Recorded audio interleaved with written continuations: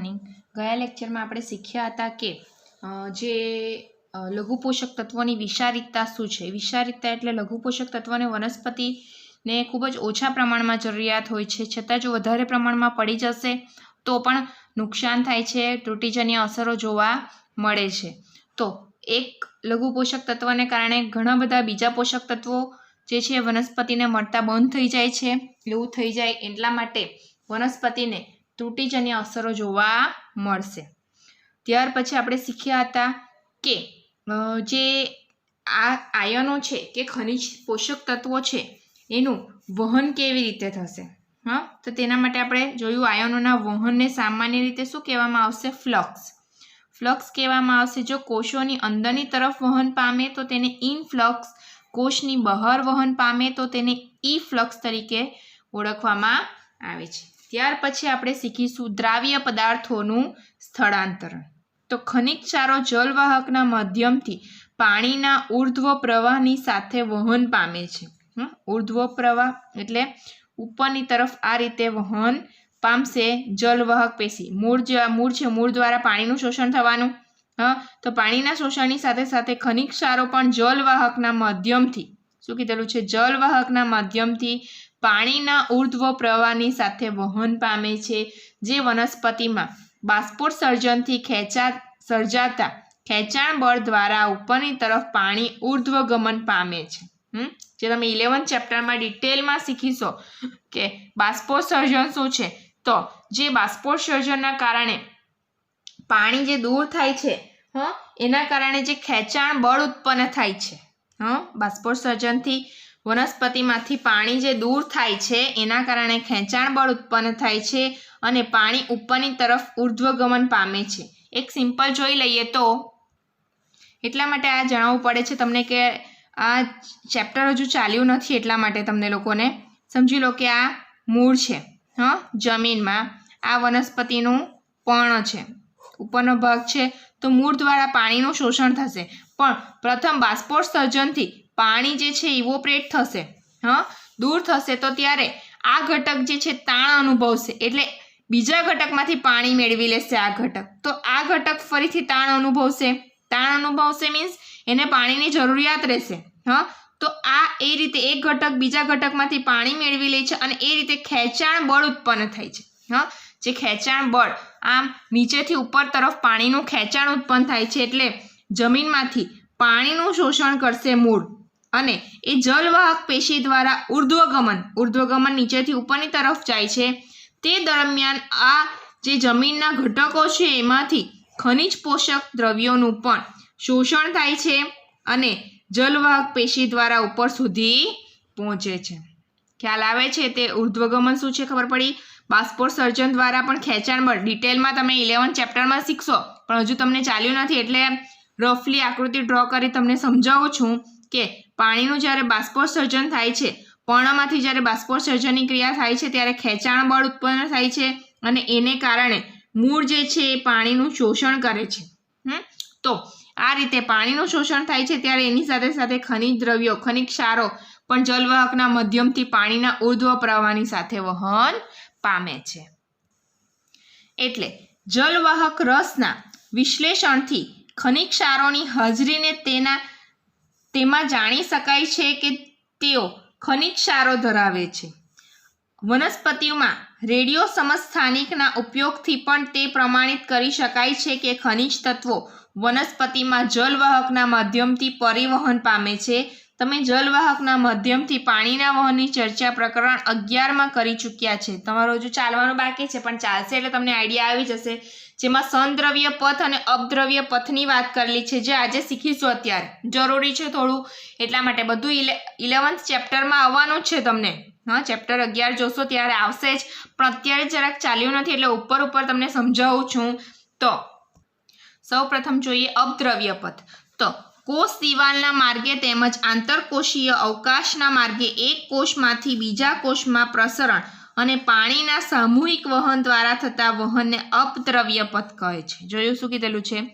કોષ દિવાલના માર્ગે તેમજ આંતરકોષીય અવકાશના માર્ગે એક કોષમાંથી બીજા કોષમાં પ્રસરણ અને પાણીના સામૂહિક વહન દ્વારા થતા વહનને અપદ્રવ્ય પદ કહે છે। હવે કોષ દિવાલના માર્ગે એટલે આ રીતે, આ જે છે સમજી લો કે એક કોષ છે, બીજો કોષ છે, આમ કોષોની ગોઠવણી થયેલી હોય આ રીતે, તો વહન જે છે એ કોષ દિવાલથી આ રીતે જોવા મળશે વહન, અથવા તો જે વચ્ચે આંતરકોષીય અવકાશનો માર્ગ છે, જે આંતરકોષીય અવકાશનો માર્ગ ત્યાંથી વહન પામશે આ રીતે કે કોષ દિવાલના માર્ગે વહન થશે।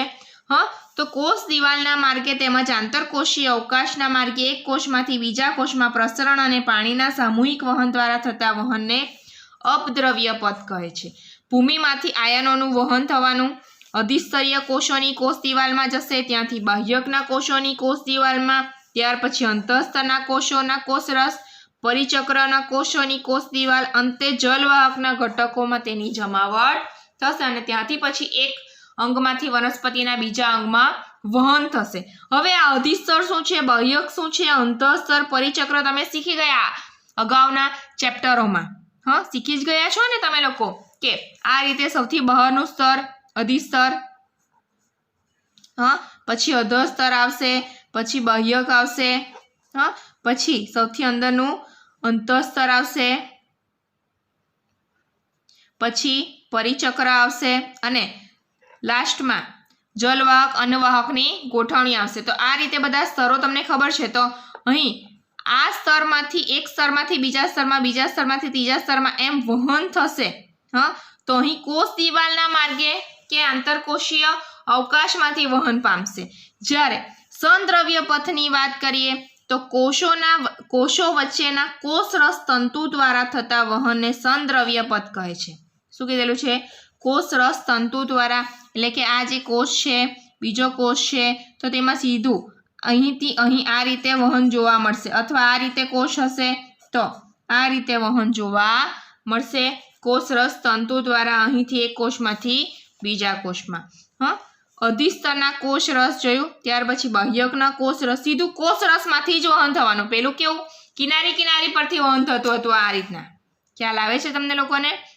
જ્યારે અહીં સીધે સીધું કોષના કોષરસની આ રીતે વહન જોવા મળશે।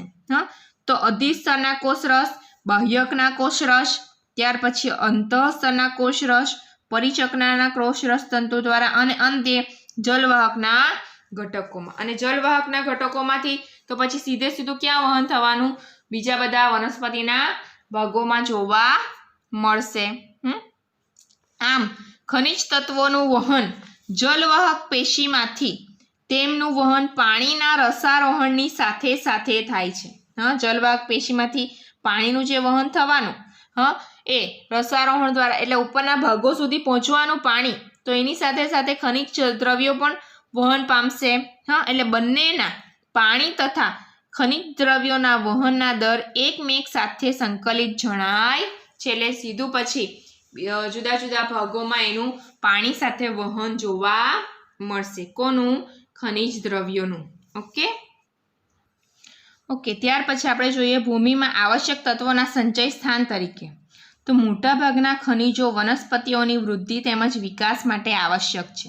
તમને ખબર જ છે કે ખનિજો વનસ્પતિની વૃદ્ધિ તેમજ વિકાસ માટે જરૂરી છે અને તેઓ ખડકોના તૂટવાથી તેમજ ક્ષરણ પામવાથી, ક્ષારણ થશે ને એનાથી વનસ્પતિઓના મૂળને તેમની પ્રાપ્ત થાય છે। જે ખનિજો વનસ્પતિને મળશે, ભૂમિમાંથી મળશે। આવી પ્રક્રિયાઓ ભૂમિને દ્રાવ્ય, આયનો અને અકાર્બનિક ક્ષારોથી સમૃદ્ધ કરે છે। તેઓ ખડકોમાં રહેલા ખનિજો દ્વારા પ્રાપ્ત થાય છે, જેથી વનસ્પતિ પોષણમાં તેઓની ભૂમિકાને ખનિજ પોષણ કહેવાય છે। શું કીધેલું છે? વનસ્પતિ પોષણમાં તેઓની ભૂમિકા શું કીધેલી છે? ખનિજ પોષણ। ખનિજો જ કહેવાય ને, ખડકોમાં રહેલા ખનિજો જે છે ક્ષારણ પામશે। ભૂમિ ઘણા પ્રકારના પદાર્થો ધરાવે છે। ભૂમિ માત્ર ખનિજની પ્રાપ્યતા કરતી નથી, પરંતુ નાઇટ્રોજન સ્થાપન કરનારા જીવાણુ અને અન્ય સૂક્ષ્મ જીવોને પણ સંરક્ષણ આપે છે। જે નાઇટ્રોજન સ્થાપન, નાઇટ્રોજન ચક્ર કે નાઇટ્રોજનનું ચયાપચય, અને પછીનો નેક્સ્ટ ટોપિક જે મોસ્ટ ઇમ્પોર્ટન્ટ, એક્ઝામમાં કોઈ પણ પ્રકારના પ્રશ્નો એની અંદરથી પૂછાય જ છે। એટલે વધારે ધ્યાન આપવાની પણ જરૂર છે હવે પછીના નેક્સ્ટ જે વિડીયો લેક્ચર આવશે એની અંદર ખૂબ જ ધ્યાન આપીને શીખવું પડશે તમારે લોકોએ, જે અગત્યનું જ છે. તો એમાં પણ ભૂમિ જે છે અગત્યની છે, પાણીનો સંગ્રહ પણ કરે છે, તેમજ પાણીનો સંગ્રહ કરે છે તો તમને ખબર જ છે, તેમજ મૂળને હવાની પ્રાપ્યતા બક્ષે છે. શું કીધેલું છે? તેમજ મૂળને હવાની પ્રાપ્યતા બક્ષે છે તથા વનસ્પતિઓનું સ્થાપન કરવા માટેનો આધાર આપે છે. જોયું? વનસ્પતિનું સ્થાપન કરવા માટેનો આધાર આપે છે. જો કે આવશ્યક ખનિજોની ઉણપ ખેતી વિષયક પાકને નુકસાન પહોંચાડે છે. તેથી કૃત્રિમ ખાતરો દ્વારા આવશ્યકતા પૂરી પાડવામાં આવે છે. ઘણી વખત શું થાય છે? પોષક તત્વો પૂરા પાડી શકતા નથી અને પાક ઉત્પાદન ઘટી જાય છે. વારંવાર એકના એક પાક લેતા હોય જમીનની અંદર તો પણ એવું થાય છે, અથવા પૂરતા પ્રમાણમાં પોષક તત્વો ન હોય તો એટલા માટે શું કરવામાં આવે છે? કૃત્રિમ ખાતરો આપવામાં આવે છે. અને વનસ્પતિને મુખ્યતઃ શું જરૂરી છે? NPKs એટલે કે ગુરુ પોષક તત્વોમાં નાઇટ્રોજન, ફોસ્ફરસ, પોટેશિયમ અને સલ્ફર વગેરે જેવા ગુરુ પોષક તત્વો તો ખૂબ જ મહત્વના છે એના માટે. અને લઘુ પોષક તત્વોમાં એને શું જોઈશે? તો કોપર, ઝિંક, આયર્ન અને મેંગેનીઝ. તો આ બંને એટલે કે આ ગુરુ પોષક તત્વો અને લઘુ પોષક તત્વો બંને ખાતરોના ઘટકો છે અને તેમને જરૂરિયાત મુજબ આપવામાં આવશે. કારણ કે ઘણી વખત ભૂમિમાં એ પોષક તત્વોનું પ્રમાણ હોતું નથી અથવા ઓછા પ્રમાણમાં હોય છે, જે વનસ્પતિને પૂરતું નથી રહેતું. એટલા માટે બહારથી ખાતર સ્વરૂપે આપવામાં આવે છે, જેથી વનસ્પતિ જે છે પાક ઉત્પાદન સારું આપશે, એનો ગ્રોથ સારો થશે. એટલા માટે આ રીતના પોષક તત્વો એને આપવા પડે છે. બરાબર છે? તો આજે જે ટોપિક આટલા અટકીએ છે. નેક્સ્ટ વિડીયો લેક્ચરમાં મોસ્ટ ઇમ્પોર્ટન્ટ આપણે આ જોવાના છે નાઇટ્રોજનનું ચયાપચય, મેટાબોલિઝમ ઓફ નાઇટ્રોજન સાયકલ પણ જોવાના છે. ઓકે, જે ખૂબ જ અગત્યનો ટોપિક રહેશે.